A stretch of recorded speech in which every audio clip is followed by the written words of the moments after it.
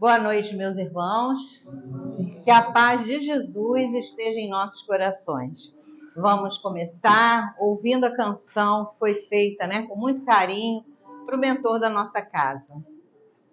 Ricardo, Cláudio.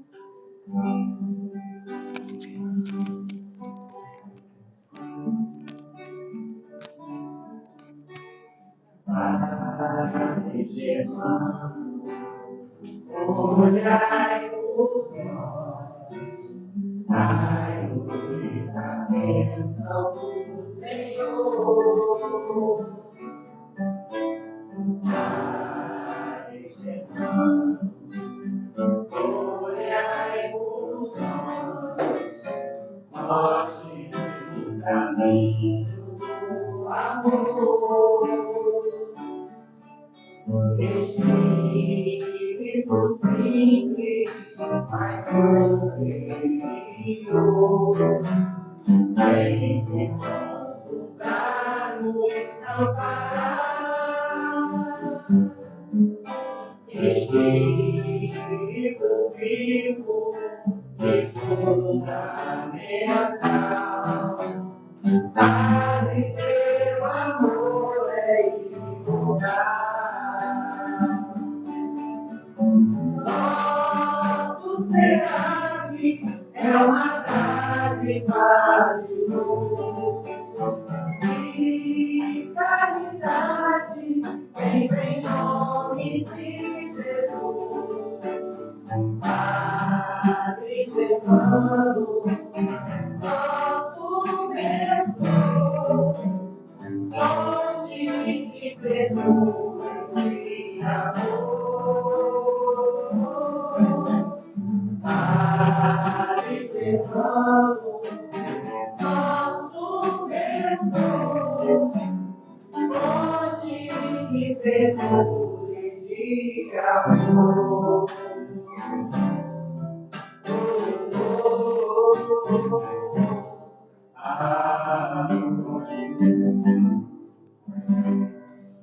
Obrigada, meninos. Vamos fazer uma página de abertura dessa nossa coleçãozinha, e veio aqui de brinde a Agenda Cristã. A mensagem é de André Luiz, pelos espírito de André Luiz, psicografada pelo nosso irmãozinho Chico. Tem como título Ajude Sempre. Diante da noite, não acuse as trevas, aprenda a fazer lume, a ser luz, Em vão condenará você o pântano, ajude-o a purificar-se. No caminho pedregoso, não atire calhaus nos outros, transforme os calhaus em obras úteis. Não amaldiçoe o vozerio alheio, ensine alguma lição proveitosa com o silêncio. Não adote a incerteza perante as situações difíceis, enfrenta-as com a consciência limpa. Debalde censurará você o espinheiro, remova-o com bondade. Não critique o terreno sáfaro, ao invés disso, dê-lhe adubo. Não pronuncie más palavras contra o deserto, auxilie a cavar um poço sobre a areia escaldante. Não é vantagem desaprovar onde todos desaprovaram. Ampare o seu irmão com a boa palavra. É sempre fácil observar o mal e identificá-lo. Entretanto, o que o Cristo espera de nós outros é a descoberta e o cultivo do bem para que o divino amor seja glorificado. Então, nem precisa a gente fazer comentários, Num mundo tão hostil quanto nós estamos vivendo, sejamos luz, sejamos o bem, não vamos criticar, vamos fazer, vamos entender que o nosso irmão está num estágio ainda de inferioridade moral, Então vamos tentar ajudá-lo, porque é nosso compromisso também. O mais forte ajudar o mais fraco e aquele que tem mais ajudar aquele que tem menos. Fica aí a mensagem dessa noite. Vamos fazer agora a nossa prece para iniciarmos o estudo da noite. Elevemos o nosso pensamento ao alto, pedindo a Deus, nosso Pai Criador, a Jesus, nosso Mestre querido, a Germano, mentor espiritual desta casa, e a toda a falange de trabalhadores que aqui estão, que nos dê uma noite de paz, uma noite de tratamento, uma noite de estudo e de entendimento. Que possamos receber tudo aquilo que precisamos. Que possamos também vibrar por todos os nossos irmãos que não estão aqui conosco, nossos familiares, nossos amigos, aquelas pessoas que a gente sabe que também necessitam das nossas preces. E vamos colocá-las também no nosso pensamento. Vamos pedir à espiritualidade amiga desta casa que envolva aqueles nomes que foram colocados nas caixinhas, de irmãozinhos encarnados que necessitam de tratamento, que necessitam de equilíbrio, de paz. Vamos pedir também pelos nomes dos irmãozinhos desencarnados, que também necessitam, né, do nosso amor, das nossas preces.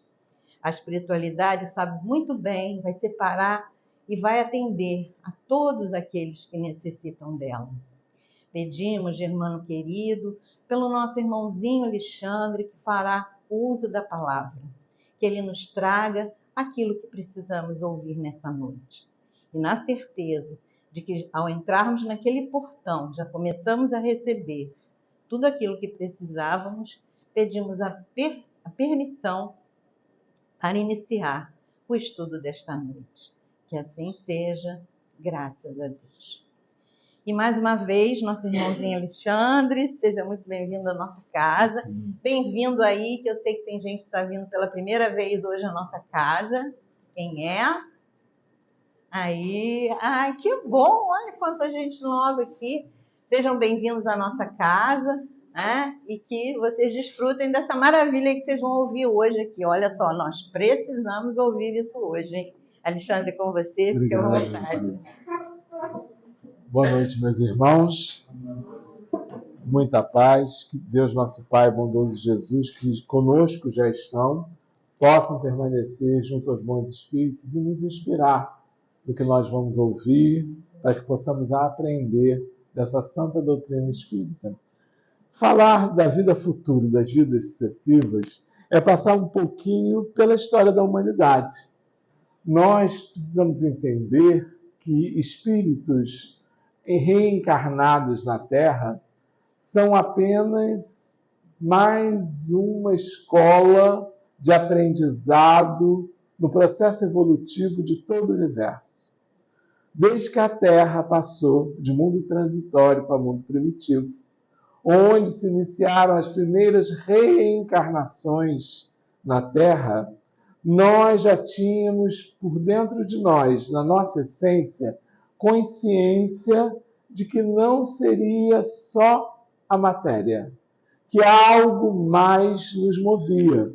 Lá no ambiente tribal, nós começamos a perceber o culto aos ancestrais, entendendo que aqueles que foram nossos parentes e amigos, que haviam passado pela morte do corpo físico, continuavam vivos.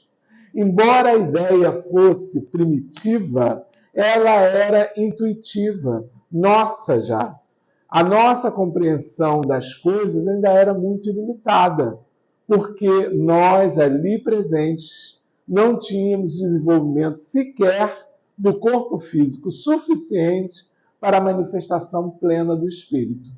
Isso só vai se dar com as enxertias, com as migrações interplanetárias, quando espíritos capelinos vêm transformar o cérebro, mudar a contextura do corpo físico, para que o espírito, o princípio inteligente, pudesse manifestar individualizado de forma plena na matéria.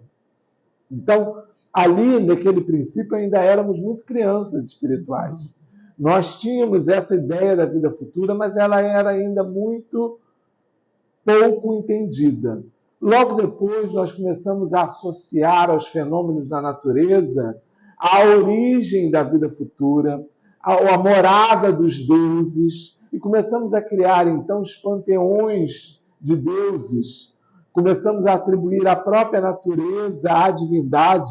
Então, temos o rei, o deus da chuva, o deus do vento, o deus do trovão, E essa caminhada de aprendizado das civilizações foi crescendo, até que as grandes civilizações surgiram na Terra, na Mesopotâmia, no Egito, na China, na Índia, e os religiosos, as religiões, os conceitos, a vida futura começou a ter determinadas ideias que muitas vezes não eram verdade. Começamos nós a criar mitologias, contos, ideias que nós achávamos que era assim. E aí criamos o Olimpo, criamos as regras de vida após a morte, né? Como tinha no Egito, na Grécia. Na Grécia era precisado entregar uma moeda ao barqueiro no Rio da Morte, Creonte, para passar da vida física para a vida espiritual. Mas a ideia estava lá, começando a ficar confusa, presa aos estereótipos, às formas que nós elaboramos nas religiões. Porém, deixávamos claro que era preciso ter uma vida além da vida física. Por quê? Porque a vida física é muito simplista. E essas ideias, elas misturadas às regras, por exemplo, de convivência no judaísmo, nós somos herdeiros do judaísmo, porque Jesus era judeu. Então, as concepções cristãs estão muito ligadas às concepções judaicas. Então, o que a gente vê? A gente vê figuras de anjos, a gente vê um local bom destinado aos bons, um lugar mau destinado aos maus, que não era ideia só dos judeus, já era herança das civilizações antigas. Era assim no Egito, era o Hades na Grécia. Essa ideia também foi montada a partir das nossas concepções, quando a gente pensava, bom, quem é bom na Terra deve ter uma vida futura boa. Quem é mau na Terra deve ter uma vida futura ruim. E a ideia do céu, do inferno, começou a popular os nossos pensamentos. Veja, isso muito lá atrás. Nós tínhamos, por exemplo, a ideia da obediência. Quando alguma coisa acontecia errada, é porque Deus estava punindo. Quando a gente era derrotado nas guerras, é porque Deus estava punindo. Bênçãos decorrentes da obediência, da oferenda. Foi dessa época que surgiram os sacrifícios. Não sei se vocês já ouviram falar do bode expiatório. O bode expiatório era isso. Quando você diz assim, fulano é bode expiatório. Porque o bode expiatório era de fato um bode mesmo.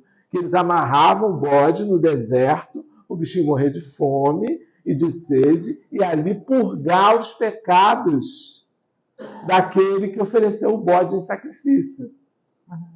Então, era uma figura real, né?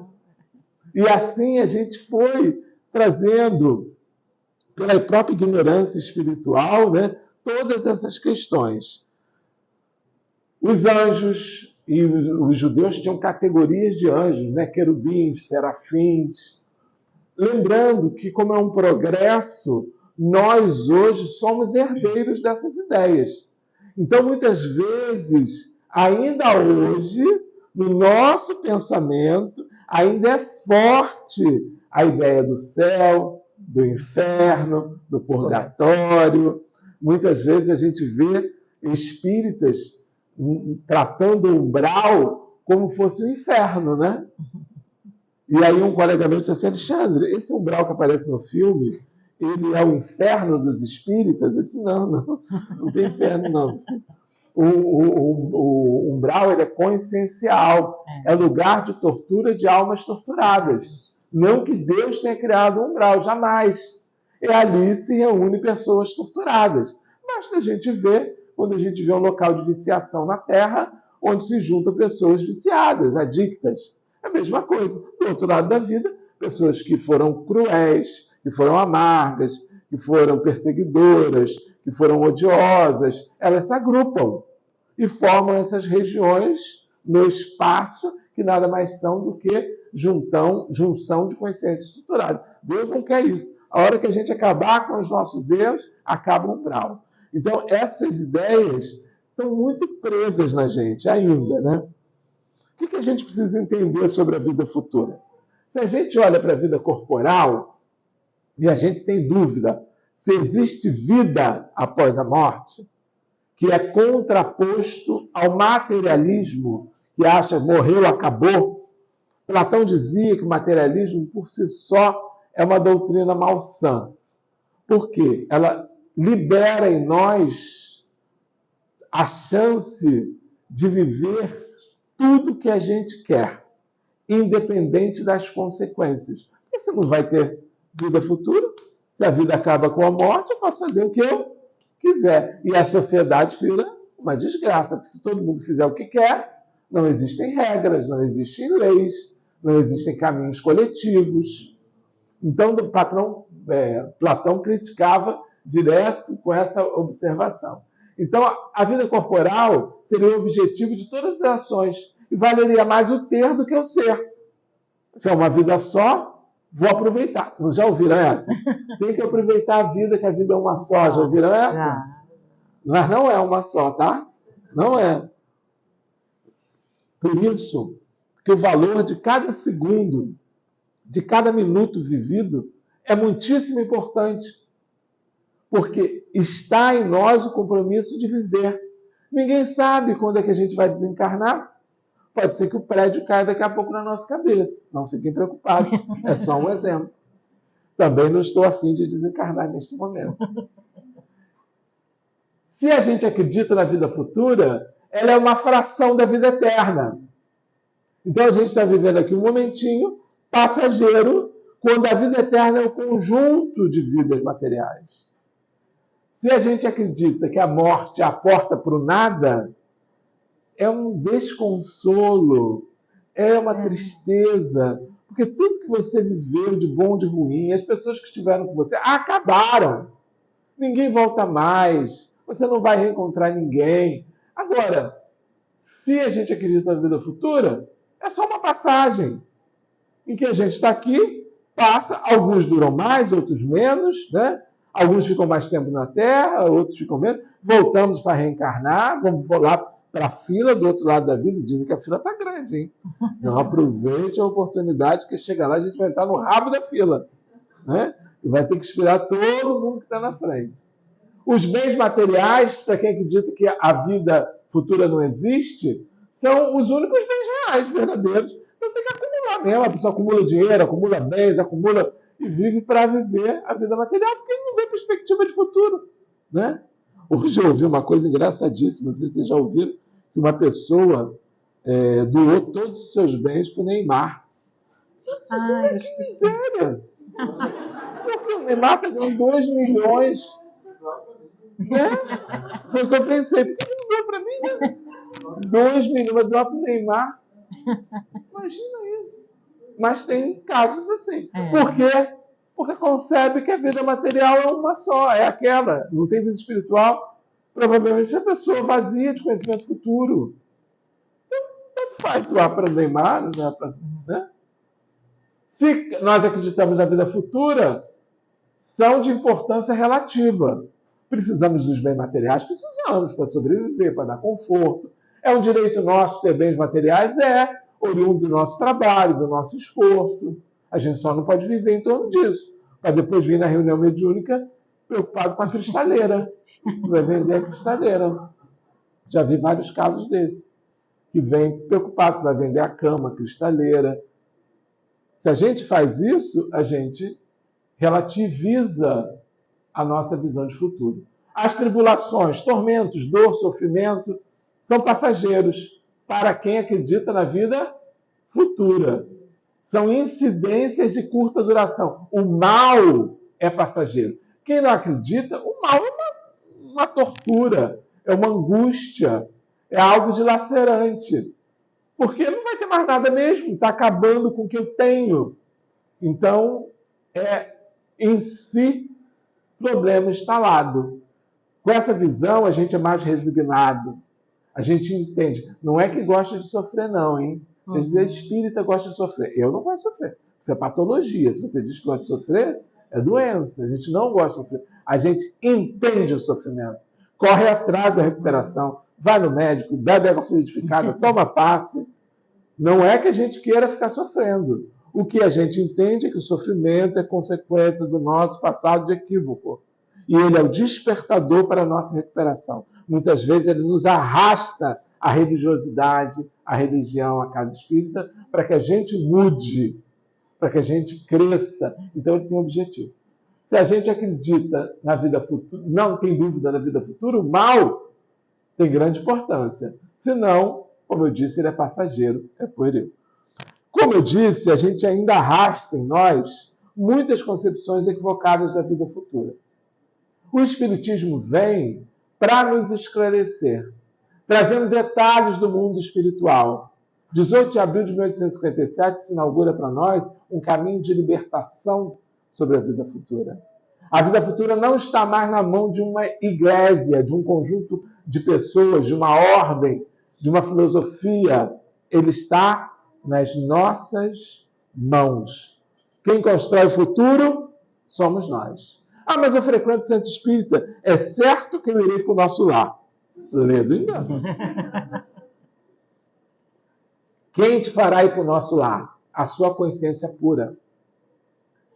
A falta de tormentos, a falta de inquietações, isso nos levará a um bom lugar. E olha, eu não quero nosso lar, não.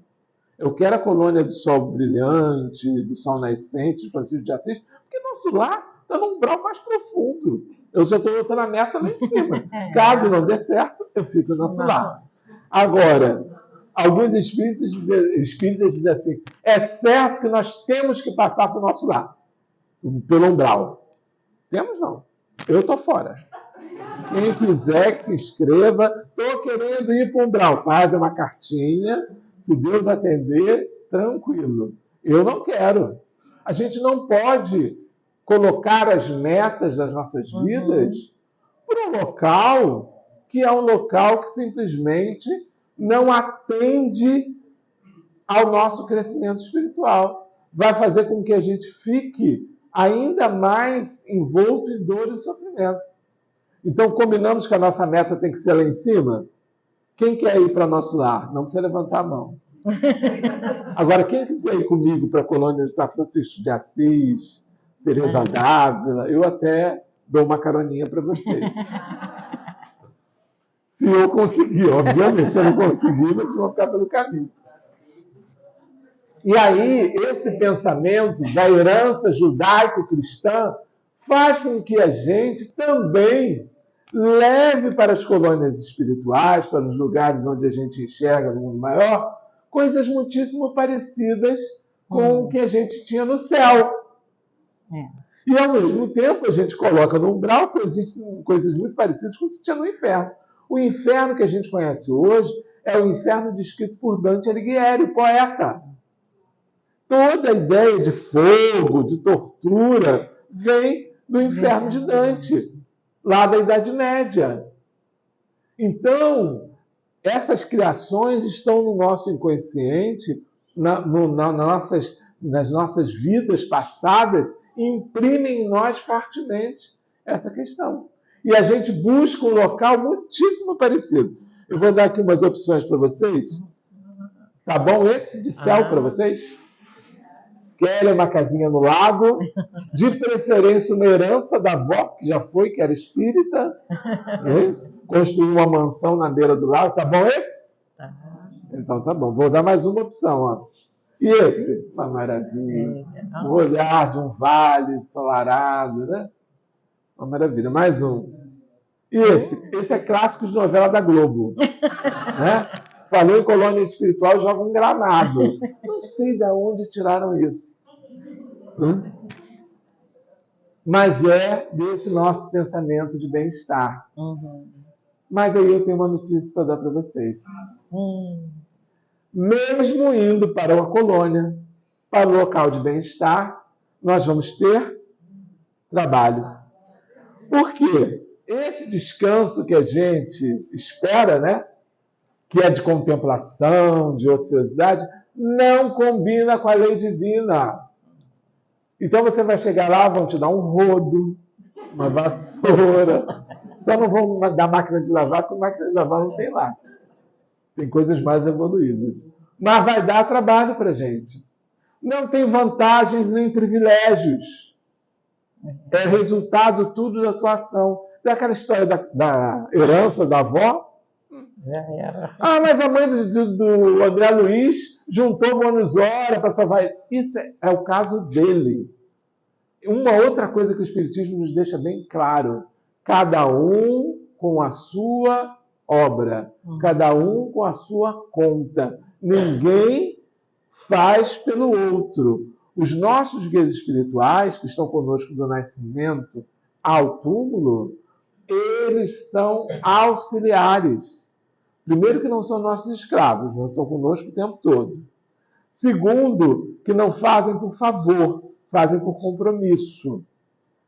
E a gente precisa ter relação com a vida espiritual.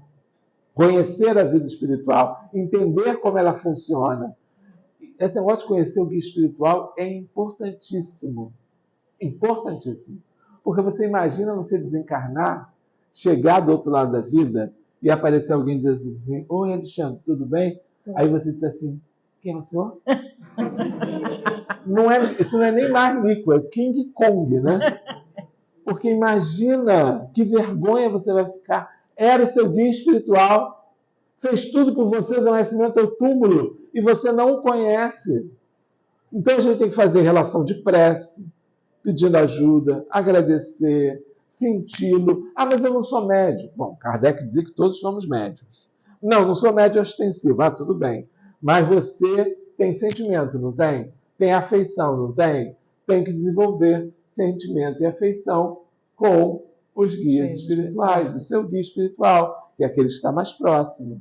Porque para não chegar, pelo menos, nesse constrangimento. Chegar lá do outro lado da vida e nem conhecer quem é o guia espiritual. Então, conhecer a vida futura, com esse presente que o Espiritismo nos deu, é compromisso diário nosso. É saber o que está acontecendo, é saber como é que é. Caso a gente seja surpreendido pela morte, a gente já sabe como é que é. A gente não vai se sentir deslocado, a gente não vai se sentir diferente, não vai esperar descanso, nem vantagem, nem o paraíso perdido de Adão, né? Na mitologia judaica, do Adão e da Eva, e a mulher é sempre culpada. Hein? A mitologia é tão repetitiva, que nos índios da América, do Brasil, Tupã, o casal de índios vivia no subterrâneo, muito parecido com Adão e Eva. Só que não podiam olhar para fora. E adivinha quem botou a cabeça para fora? Quem? A mulher. Aí Tupã disse: já que ela botou a cabeça para fora, vocês vão viver no mundo, sofrer, ter que trabalhar a mesma coisa que Yahvé, Deus, o Deus dos judeus, né? Yahvé, falou para Adão e Eva. Você veja, isso é uma mitologia que está nos nossos pensamentos. Isso provavelmente vem de um tempo em que nós fomos separados de um lugar bom. Num desses degredos que a humanidade sofreu, quando nós fomos oriundos de Capela, de outros lugares paradisíacos, né, para chegar à Terra. Alguém que me salve. Imagina, quem não quer isso, né? Alguém que salve. Aí você faz promessa para guia espiritual. O espiritismo não tem promessa, mas faz assim mesmo. O Divaldo sempre conta a história. Vocês conhecem a história da moça que fez uma promessa para Bezerra de Menezes? Ela fez uma promessa para Bezerra de Menezes. Chegou para Divaldo e disse: olha, eu vim aqui porque eu fiz uma promessa para Bezerra de Menezes. Eu prometi que ia doar 5.000 pães. Está aqui o cheque para o senhor comprar o pão e doar. Ele disse: mas peraí, não foi a senhora que fez a promessa? Não seria a senhora que deveria comprar os pães e distribuir? E ela disse: e além disso, eu prometi que eu ia dar 3 voltas de joelho na igreja do Bonfim. Aí Divaldo pensou assim: meu Deus, o joelho dela deve estar estropiado, porque ela já pagou a promessa. Ele olhou e disse que eram 2 rótulas rosáceas, lindas, o joelho limpinho. Disse: mas como é que essa mulher fez isso? Aí ele, muito curioso, perguntou: mas como é que a senhora fez isso? Aí foi fácil, eu cheguei na porta da igreja, aluguei um táxi, arranhei o banco, ajoelhei no coxim, dei 3 voltas na igreja, a promessa estava pronta, paga. Então, além da gente achar que guia espiritual do espiritismo ainda aceita as promessas que nós aprendemos em outras religiões, nós achamos que eles podem nos salvar. Estou tranquilo porque Padre Germano está me esperando do outro lado. Sim, ele poderá fazer a parte dele, mas façamos nós a nossa. Porque se não fizer, ele não tem nem acesso a gente. Mesmo que ele queira, ele não consegue acessar. Porque nós estaremos cristalizados nas nossas penas, na nossa autotortura, na nossa autodestruição. A verdade é essa. Gozo eterno. Não dá para esperar gozo eterno. Por quê? Segundo o Espiritismo, as penas são relativas. E os gozos são relativos, proporcionais ao que a gente faz. Então a gente precisa entender que há relatividade em tudo. Plantei, colhi. Com Jesus, a vida futura passa pelo caminho da naturalidade, um princípio ao qual ninguém pode escapar. Conceito atendendo ao estado dos homens da época. Então Jesus não falava em colônia espiritual, Jesus não falava em mundo espiritual, porque não era possível, eles não iam entender. Mas ele já abre uma ideia, mesmo que incompleta, apagando aquelas ideias falsas que nós achávamos que existia. Com o Espiritismo, a vida futura é realidade material. Os espíritos constroem com semimatéria prédios, cidades, hospitais, residências, rios, florestas, flores que a gente não consegue conceber a cor, são cores, formas diferentes da nossa. E este mundo material, ou melhor, semimaterial, é um mundo matriz, provada pelos fatos, testemunhos oculares que dão descrição detalhada, baseada em condições racionais de existências felizes ou infelizes. Representa a verdadeira justiça de Deus. Então, nós vamos viver na vida futura conforme o que fizermos. Somos nós os artífices de nós mesmos. O timão do barco está em nossas mãos. Com Jesus e o Espiritismo, a vida futura, a certeza da vida futura traz conforto, traz esperança, traz compreensão. A gente entender que nós, desencarnando, reviveremos nossos queridos à medida do possível, é claro. Teremos novas relações, reencontraremos pessoas de outras vidas. Vamos também compreender que há um conjunto de coisas que nos possibilita desenvolvimento, que nos possibilita crescimento no mundo espiritual. E que a passagem pela vida material é a grande escola, mas o mundo matriz é o mundo espiritual. A origem, os espíritos deixam isso claro para Kardec. O mundo verdadeiro é o mundo espiritual. Esse aqui é apenas um mundo de passagem de cópia. As coisas primeiro surgem lá, para depois surgirem aqui. E dizem que, inclusive, as obras de arte. Allan Kardec, no corpo da doutrina espírita, e essa é a frase que está registrada em seu túmulo, nascer, morrer, renascer, ainda e progredir sem cessar. É a lei. Então, essa vida futura é intermédio entre outras vidas materiais. Nós vivemos sucessivas vidas na matéria. Mas, Alexandre, eu não me lembro. Sim, graças a Deus não lembramos. Se nós lembrássemos nossas vidas de relação, ia ser muito complicado, né? A gente ia ver o outro que a gente não gosta e a gente ia ficar desequilibrado. A gente ia ver aquele que a gente gosta muito e ia ficar igualmente desequilibrado. Imagina uma grande paixão, você ver casado com outro. Ia ser um desespero. Imagina você ver aquele que te deu uma facada nas costas, te assassinou por emboscada, tu nunca mais vai virar as costas para aquela pessoa. Então, coisas simples que a gente precisa entender que justificam a questão do esquecimento. Mas Deus criou todos os espíritos simples e ignorantes. Não tem privilégio, sem conhecimento das coisas. É tudo por experimentação. Deu a cada um deles uma missão com o fim de os esclarecer e progressivamente chegar à perfeição, pelo conhecimento da verdade e para aproximar dele, de Deus. Está lá no Livro dos Espíritos, na questão 115.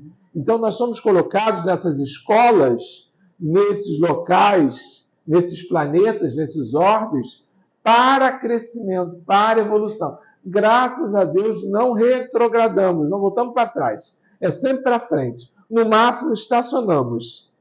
Mas é impulsão de crescimento. E ele se dá em coletivo. Quando a gente está indo nos lugares onde a gente convive, na família, no trabalho, na casa espírita, qualquer lugar que a gente esteja, no templo religioso, qualquer lugar que a gente queira, na feira, no supermercado. Eu não posso falar em supermercado, porque eu acho que o supermercado é a sucursal do umbral, né? Tudo de ruim acontece no supermercado. Então, é trânsito do supermercado, eu fujo para não ter que enfrentar as minhas problemáticas pessoais. Mas a gente, de fato, vai ser oferecido para a gente oportunidades para isso. Então, eu sei dirigir, às vezes eu dirijo. Eu preciso ir ao mercado, às vezes eu vou ao mercado. Né? Então, essas experimentações em conjunto é o que faz a gente ficar... Nós somos quadrados que precisamos ficar redondos. É isso que quebra as arestas, né? A gente vai batendo um no outro e vai se ajustando, vai aprendendo. Os espíritos adquirem conhecimento passando pelas provas que Deus lhe impõe. Algumas provas pequenas, outras provas grandes. A felicidade eterna e sem perturbações, eles a encontrarão quando alcançarem a perfeição. Ainda na questão 115. Como eu disse, essa ideia não é uma ideia nova. Platão e Sócrates já admitiam as vidas sucessivas. Os judeus, alguns grupos de judeus, acreditavam na reencarnação. Orígenes, que era um dos patristas da Igreja Católica, um bispo original, ele acreditava que a gente vinha de um mundo espiritual antes de reencarnar, antes de encarnar. Ele não falava em reencarnação, mas pressupunha o mundo antes de encarnar. Mas aí, o imperador Justiniano, com as suas particularidades, ele, no Concílio de Constantinopla, mandou perseguir Orígenes, ele passou a ser... E a encarnação com origem prévia foi considerado heresia. E isso também entra no nosso coletivo, no nosso pensamento constante. Muitos de nós têm dificuldade em crer na reencarnação, porque passou em várias religiões, porque o Espiritismo é uma religião nova, abre aspas, 1857, 160 e poucos anos. Antes, ou nós éramos católicos, ou protestantes, ou originários de religiões místicas, né? Não tinha solução. Era isso que tinha para hoje, né? Quando o Espiritismo vem, aí nós começamos a acostumar com a coisa nova. Então, ainda hoje, falar em reencarnação para a gente ainda é difícil. Muitas pessoas ainda duvidam. Só que a gente precisa ver que o próprio Jesus fala disso quando fala a Nicodemos, né? Ele lá em João, na narrativa de João, do evangelista João, ele deixa claro que é necessário nascer da água e do Espírito. O líquido amniótico representa a água e o Espírito é o que anima o corpo físico. Todos somos espíritos. Encarnados, somos chamados de alma. Então, em nós... Já viram um cadáver? Experimentem, é uma boa experiência. O cadáver, você olha, se for uma pessoa conhecida, um parente, você olha para ele e diz, realmente, a pessoa não está mais aqui. É só tipo um boneco. Você não vê mais nada ali. Porque aquela pessoa querida, você percebe nitidamente que não está ali. E eu estou fazendo isso. Isso é um teste científico. Você olha e diz, meu Deus, realmente não tem mais nada aqui, né? O vício desaparece. A força vital desaparece. E aquele corpo é como se fosse um boneco de plástico. Ainda Jesus fala em João, no capítulo 9, né, a respeito do pecado, quando ele diz que ninguém pecou, que era uma tradição judaica, que os pais pecavam e os filhos recebiam a condenação. Jesus, ninguém pecou, nem ele, nem os pais, né? Ou seja, isso é produto de outras vidas, né? Ele não pecou naquela encarnação, nem os pais dele, mas ele, em outros momentos, pecou. Né? Em outros, pecar aí pode se chamar de erro, tá? Só para a gente entender. Quando ele fala de João Batista, né? Em Mateus 17, que João Batista era Elias, fica claro que Jesus estava falando de João Batista. Então, João Batista é a reencarnação de Elias, um profeta do Antigo Testamento. A gente tem evidências científicas e, além disso, no Livro dos Espíritos está clara a questão das crianças prodígios, das faculdades extraordinárias, das lembranças do passado. Pessoas, por exemplo, que têm aptidão para a arte, para a ciência, crianças muitíssimo preparadas. E hoje em dia a gente está recebendo, ainda na transmigração planetária, a nova geração, que são espíritos que hoje são crianças, né? Inteligentíssimos. Na verdade, eu digo que eles são espertos. Mais que inteligentes, eles são espertos. Por isso que precisamos imprimir sobre a criatura a educação. Que Kardec dizia que era a formação de caracteres. Porque eles são espertos, mas pode ser esperto por bem, mas pode ser esperto por mal. Mas eles não é pingo d'água, é só os meus parentes. Ou parentes de vocês não é assim. Pequenininho, eles já fazem uma revolução, querem saber o porquê das coisas, já começam a inventar, dissimular, são dissimulados, porque eles são espíritos que já viveram muitas experiências, experiências profundas, vieram para levar o planeta ao mundo de regeneração. Mas nós temos o nosso papel de fazer com que eles caminhem pelo caminho da justiça, do amor, da compreensão. Esse é o grande papel nosso. Então, é claro essas evidências de lembranças do passado. Olha aí, ó, se manifestou. Ele disse, eu estou aqui. Ela já disse, eu estou aqui, né? Para confirmar, né, gente? Ainda bem, né? Crianças que se lembram de vidas anteriores, isso está muito comum nos Estados Unidos. Os Estados Unidos eles são bons de fazer catalogação, registro. Eles são uma maravilha para isso. E eles registram tudo. Então, eles estão registrando crianças que lembram e dão detalhes. Ah, eu viajei, eu voava, eu era piloto de avião. Pesquisem isso, que é uma maravilha no Santo Google. Reminiscência de vida passada, né? Através do processo de reminiscência, de terapia regressivas. Pesquisas científicas sobre a reencarnação. Ó, só o Ian Stevenson, que é um professor de psiquiatra norte-americano, estudou 2.600 casos sugestivos de reencarnação com crianças entre 2 e 4 anos. Gente, é muita coisa. Isso está catalogado, está registrado. Então, esses podem dizer que é comprovado. A ciência já comprova corpo físico, corpo espiritual, já comprova a eficácia do passe. Já está nas universidades. As universidades estão estudando a transmissão de fluidos, que a gente chama de passe, que outras religiões chamam de imposição de mãos, e aí não importa. Mas a transmissão de energia já é estudada. O nosso brasileiro, o Hernani Guimarães Andrade, né, ele estudou 80 casos, e 8 casos eram certinho mostrando o renascimento de pessoas em outras vidas. Tem filmes sobre isso, coisas assim que a sociedade já aceita. Eu gosto bastante quando a Globo fala nas novelas sobre reencarnação. Por quê? Porque isso vai entrando devagar. Lembra dessa questão de mudança, de concepção, de pensamento que nós precisamos viver? Porque nós estávamos cheios desse passado de mitologia, de visão diferente. Minha mãe é protestante, ela é presbiteriana.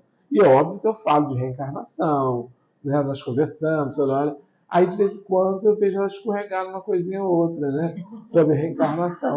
Então, quer dizer, isso já está entrando no pensamento dela, como os espíritos, né?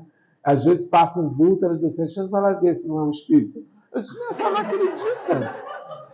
Tá escrito ser um bandido, me matar, eu só não acredito. Eu vou fazer o que lá, né? Mas assim, ela não acredita, mas já está assimilando como natural a questão. Então, a gente precisa, por isso que o Espiritismo precisa ser falado, precisa ser propagado, divulgado, e mais de tudo, com o nosso exemplo, com as nossas vivências. Óbvio que a gente precisa entender que no retorno ao mundo espiritual há uma perturbação natural. E no instante que há a reencarnação, também a gente precisa o tempo todo estar entendendo que há regras. Então, para reencarnar é difícil. Tem mapa de cromossomos para saber como vai ser a criança, as doenças que a gente vai ter. Tem os nossos principais compromissos da vida que a gente precisa fazer, as coisas principais que a gente precisa fazer. E quando eu falo em compromisso, eu sempre lembro do casamento, tá, pessoal? E o casamento, André Luiz diz que 99% dos casamentos são de resgate. Ou seja, separou, abandonou a mala no caminho, vai ter que pegá-la lá na frente.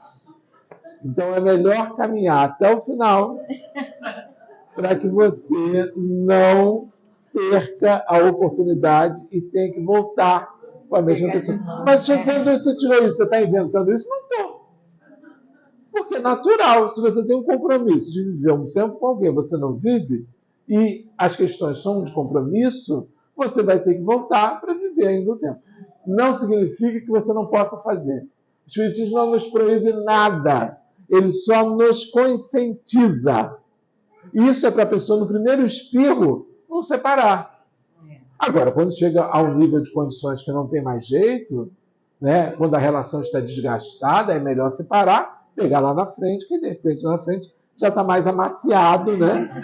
E você já pega de uma forma melhor. Isso é pura verdade, não tem invenção nenhuma disso, é realidade. Serve para tudo. Serve para o filho rebelde, serve para o marido, serve para o irmão, serve para o pai, serve para a mãe. Essas vidas de relação são vidas de compromisso. A gente não está aqui de brincadeira.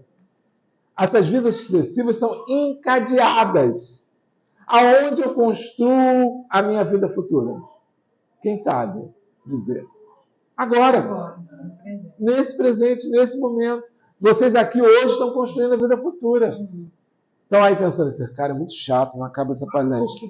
Está construindo compromisso para a vida futura. Ou está dizendo, que Deus o abençoe, mas também está construindo bons compromissos para a vida futura. Plantio e colheita, relação que a gente cria com tudo, gente. Estamos na televisão, está passando o estuprador, estuprou não sei quantas crianças, e a gente pensa assim, não precisa nem falar, tá? Bem que ele podia ser arrastado por um carro, uma rua bem pedregosa, para experimentar toda a dor que ele fez. Isso não tem nenhum conceito que encaixe na moral cristã, que é a moral que o Espiritismo nos apresenta. Ao contrário, é o oposto do que a gente deveria fazer. Ou seja, quando eu fiz isso, eu gerei o quê? Compromisso. Se alguém fizer isso com ele, você é coautor do crime. Mas ele é bandido, ele é estuprador. Ele é um irmão nosso. E naquela palavra caridade, fora da caridade não há salvação, está embutido benevolência, indulgência e perdão. A gente só lembra da benevolência, que é fazer o bem. Mas a gente não lembra da indulgência e do perdão. Então a gente precisa perdoar. Quando a gente faz isso, nessas sucessivas reencarnações, a gente se compromete. Os projetos envolvem pesquisas do passado, avaliação das possibilidades futuras. Ninguém recebe mais do que possa carregar. Identificação e localização de pessoas, para que a gente possa negociar a vinda, quem vai ser nosso pai, quem vai ser nossa mãe. Tendências a estimular, tendências a combater, virtudes. Vou contar para vocês, ainda tem um tempinho, né? Eu vou contar para vocês a história de quando eu era pequeno. Eu ia, se vocês já ouviram, me perdoem. Eu ia para a casa do meu amigo. E eu voltava com um carrinho na cueca. Aí mamãe, no primeiro dia, perguntou, tio, que carrinho é esse? Ele me deu. Aí na semana seguinte, estou eu de novo com o carrinho na cueca. Alexandre, que carrinho é esse? Foi ele que me deu. Aí mamãe, observando, corrigindo, percebendo, bateu na porta da vizinha, disse, dona Fulana, o seu filho dá os carrinhos para Alexandre? E aí a cara dela caiu no chão. Porque a vizinha, francamente, disse, não, minha senhora, é que ele rouba todos os carrinhos do meu filho. Ele rouba, né? Todos os carrinhos do meu filho. Mamãe, que não tinha muito conhecimento de psicologia infantil, aplicou a metodologia havaiana. Obviamente eu não trouxe mais nenhum carrinho, porque eu não era bobo, senão a havaiana cantava de novo. A metodologia não foi a melhor, mas serviu para mim. Mas o importante é observação para fazer correção. Então tudo isso é um programa. Por que me entregaram para ela? Provavelmente que já sabiam que eu ia precisar desse pulso fino. Até hoje ela diz que eu sou muito mal criado. Mas por que você diz isso? Porque você nunca aceita simplesmente uma opinião. Você sempre argumenta. E eu, de fato, eu sou assim. Todos os espíritos tendem para a perfeição. E Deus lhes faculta os meios de alcançá-los. O objetivo da reencarnação. Proporcionando-lhes provações na vida corporal. Sua justiça, porém, lhes concede realizar em novas existências o que não puderam fazer ou concluir numa primeira prova. Por que existem as vidas sucessivas? Porque para uns a fortuna, para outros a felicidade constante e para outros a miséria e a desgraça inevitável. Para estes a força, a saúde, a beleza, para aqueles a fraqueza, a doença. Não seria justo. Imagina a criança que nasce doente, faça doente a vida inteira. A pessoa que não tem dinheiro, não tem condições financeiras, batalha, luta, nunca consegue. O outro recebe de herança Copacabana Palace. Se Deus é justo, isso não poderia ser ao acaso, num jogo de dados. Tem que ser com propósito. Tem que ter uma causa. Se Deus é justo e bom, por trás está as nossas colheitas e os nossos plantios. Porque a inteligência em um, a imbecilidade em outros, né? Porque as fraquezas morais, né? Os vícios, os defeitos. Da onde vêm os jovens prodígios, músicos, pintores, como a gente tratou, isso o Leon Denis falando. Tudo se explica, se torna claro com a doutrina das vidas sucessivas. As desigualdades que nos chocam resultam das diferentes situações ocupadas pelas almas nos seus graus infinitos de evolução. Leon Denis, vamos encerrar nesse, né? Diz o seguinte: dissemos que, para esclarecer o futuro, o homem deveria, antes de tudo, aprender a conhecer-se. Para se caminhar com segurança, é necessário saber onde se vai. E conformando seus atos com as leis superiores, que o homem trabalhará eficazmente pelo seu próprio melhoramento e pelo da sociedade. Como está em nossas mãos, o futuro é originado no presente. O presente é a colheita do passado. E nós precisamos estabelecer metas de caminho, de crescimento espiritual.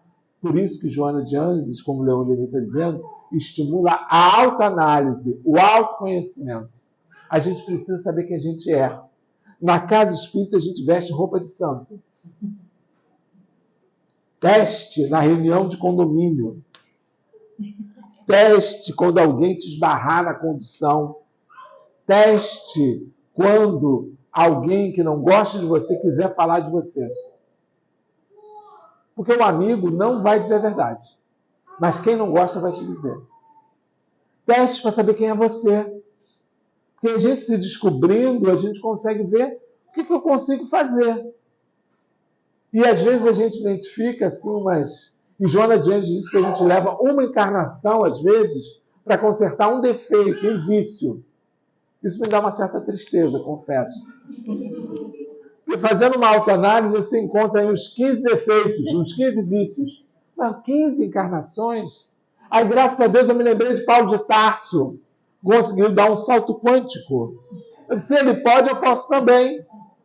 Então, vamos tentar, pelo menos, esses 15 dividir em 3 encarnações, né? Razoável, né? Mas, para isso, eu preciso me conhecer. Se eu não me conhecer, eu vou ficar botando pano quente. Eu vou ficar disfarçando. Eu, orgulhoso, jamais. Aí alguém te faz alguma coisa, você vai lá e esmaga pelo orgulho, pela superioridade, por achar que é melhor do que o outro. E a gente vai se disfarçando quando deveria se conhecer. E aí ela diz que depois do autoconhecimento, a principal ideia é a autoiluminação, que é, na verdade, a gente se tornar melhor. Agora, copo d'água cheio de água, a água está suja. Se eu colocar água limpa, água limpa, água limpa, água limpa, o copo vai ficar limpo. Porque a água suja sai e a água limpa entra. O que a gente não pode achar, que botando água limpa dentro de meio copo de água suja, que a água toda vai ficar limpa. Ou seja, sou vaidoso, sou orgulhoso, dá para ser 100% caridoso? Desculpa dar a notícia. Não dá. A gente é arremedo de perfeição. É para desistir? Não desistam. Porque eu não quero esse compromisso na minha carta de intenções reencarnatórias. A gente tem que continuar tentando. Nós somos reconhecidos pelo esforço que fazemos em combater em nós maus atos e más inclinações. Temos que continuar tentando. Mas não vamos vestir capa de santo. Porque não dá. Não, meus irmãos, desculpe aí, eu acho que eu joguei muita sobrecarga sobre vocês. Mas elas também vieram para mim, porque o ouvido mais próximo é o meu, da boca. Então eu também peguei todo o compromisso de reforma. Que Deus Jesus nos abençoe e nos guarde e acompanhe vocês em paz até os seus lares. Muita paz. Boa noite, meus irmãos que vão assistir pelo YouTube, né? Que Jesus abençoe o lar de cada um.